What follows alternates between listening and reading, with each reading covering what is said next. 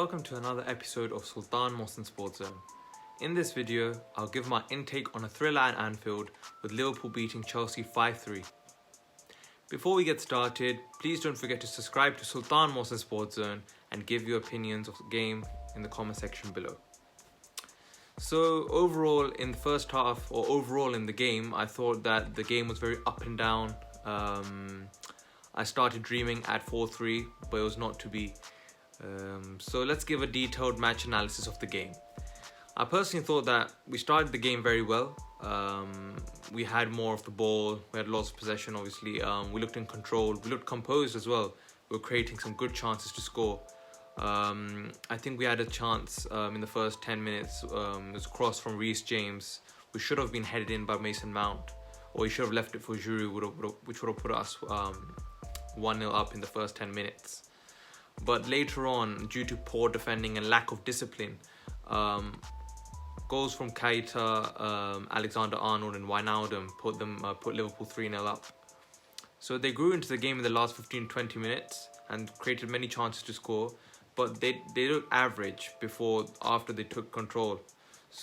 But defensively we were shocking. Our second goal was not a free kick at all. It was a poor decision by the referee. Giroud scored later in the half to lift some of the spirits of the Chelsea players, dreaming of a comeback. Even I was dreaming of a comeback. I repeat again, we need to sell Kepa, because I was in favour of keeping him in the past, but not anymore, because he's very lazy. His positioning is very, very bad, and every time an opposition shoots at our goal, it looks like it's going to be a goal. Because like a club of Chelsea's stature needs a world-class goalkeeper like Petr Cech, if you want to challenge consistently for silverware.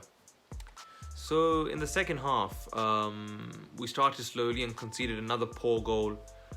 We were not defensively compact. We were not aggressive and brave enough to head the ball away, especially the one for the Firmino goal. However, the introductions of Tammy Abraham, Christian Pulisic and Callum Hudson-Odoi made a real difference. That led to us getting another goal through Abraham, which is lovely work from Pulisic, brilliant dribbling and getting past, I think, 3 to 4 players, which gave us a bit of a encouraging chance of coming back into the game. I think Pulisic had an absolute great game when he came on. He played brilliantly and put the Liverpool defenders under pressure. He scored an absolute rocket with lovely control and taking the shot emphatically. I think he's going to be a superstar for Chelsea Football Club for many years to come. After the goal, I slowly started to believe that Chelsea could get one goal to guarantee Champions League football next season. But Oxlade-Chamberlain ended those hopes later on. I would like to applaud Chelsea though for the great fight back they showed. Tremendous character and spirit to get 4-3 after a disastrous first half. But we need to draw against Wolves to guarantee Champions League football next season, because I can't tell you guys how big this game is for our season. It's also an extremely dangerous game for Chelsea, because Wolves are a great team and they shouldn't be underestimated. I think they're a very, very good team. There's a reason they're 6th, consistently challenging for the European places. And I think they're going to give a big challenge to Chelsea on Sunday. But my prediction will be 2-1 to Chelsea at Stamford Bridge, which will consolidate a top 4 finish. But we need to get over this loss quickly and get prepared for this Wolves game, as it's the biggest game of our season and the final game of the season. But I seriously believe that, once we need to focus on the game in hand against Wolves and the FA Cup. But I think defensively we really need to improve. Our goalkeeper is absolutely rubbish. I'm sorry, but I didn't want to use this word. Absolutely rubbish. He's not a good goalkeeper. I think he's not a goalkeeper of Chelsea standard. It's like sometimes it looks like I'm thinking, how is he Spain's number 1 goalkeeper?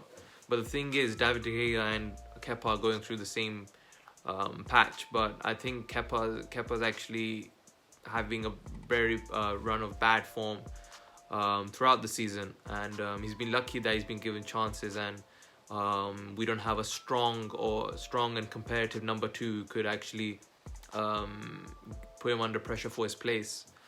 But defensively we were shocking. Zuma, poor. Rudiger, terrible. Aspilicueta was alright. He put in good crosses and everything. Alonso was shocking. In the second half, at least he improved a bit, because he was putting good balls into the box. But absolutely shocking defensive performance and a shocking goalkeeping performance. Because even though the second one wasn't a free kick, but at least Kepa should have had a chance of saving that. And for the first goal, that should have been saved, he should have actually attempted or got a hand onto it. For the third one, the Wijnaldum one, that's a lack of concentration from the defenders, and that's absolutely poor, because of a team of Chelsea's stature and class, we shouldn't be. I think Jorginho got a handball, and everyone started. The Liverpool fans started saying handball. That doesn't mean you just get distracted like that. If you're a top club, you can't just get distracted by these small things. You have to focus after. If you kick the ball away, then you can focus on what's just happened. I think that's a lack of concentration, lack of focus, poor defending, and we need an absolute overhaul in our defence. We need a centre-back and a goalkeeper and a left-back in the summer, in my opinion. We're looking to sign Havertz, but we need to improve these positions first, because attacking, when going forward, we're looking brilliant, excellent, superb, because we're looking very dangerous. Every time we go forward, it looks like we're going to score, we're creating good chances.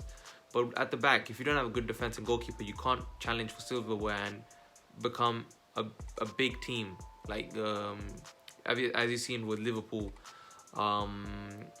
when Liverpool was struggling over like 3 to 4 years ago, I think they had Karius in goal, Lovren in centre back. There was someone else as well. I forgot his name. What was his name? Anyway, I don't remember. But Klavan, yeah. Ragnar, Klavan. They used to have these type of players who are not actually top quality defenders. They saw that we need to improve our defence and our goalkeeping positions in order to challenge for major titles. So they got Van Dijk, they got Alisson, Joe Gomez was giving outstanding performances. Alexander-Arnold came through the youth academy.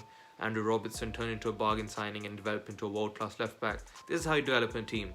I'm not saying you just buy superstars. You have to develop players as well and improve them to make them better players. So, because it's not like if you buy someone for 70 million, like you see with Kepa, he doesn't look like a 70 million goalkeeper. I wouldn't even pay 20 million for that type of goalkeeper. So, I think price isn't everything. If you get someone for a bargain, we've got Hakim Ziyech, you can turn into a big player, and I think Chelsea need to learn that lesson, and we need to improve our defence and our goalkeeper. Then we can look into attacking positions if there's a problem in there, which I don't really think there is. But we need to focus on the major areas that need improvement at the moment, which is defence and goalkeepers, our goalkeeping position. So overall, this is what I think of the game.